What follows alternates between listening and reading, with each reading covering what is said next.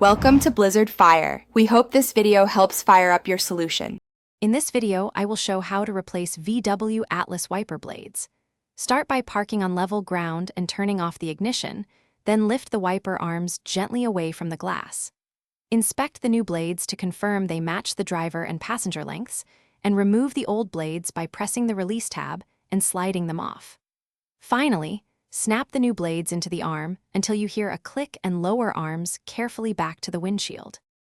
Begin removal by lifting the wiper arm and locating the release tab on the blade assembly.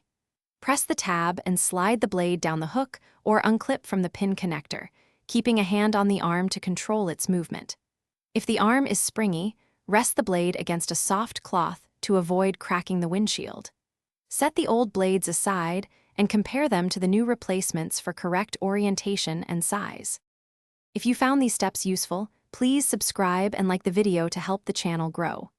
Quick recommendation: upgrade your clean game with the Shark AI Ultra Robot Vacuum, which offers smart voice control and thorough cleaning so you can focus on car care, not floor care. It's a handy companion when you're juggling projects, and it makes cleanup effortless. Check the description for the link and other deals. Now let's get back to the video. To install, align the new blade's connector with the wiper arm and slide or snap it into place until it clicks securely. Double-check the blade is facing the correct direction and that the rubber meets the windshield evenly. Carefully lower the arm back down and run the wipers with washer fluid to confirm smooth, streak-free operation.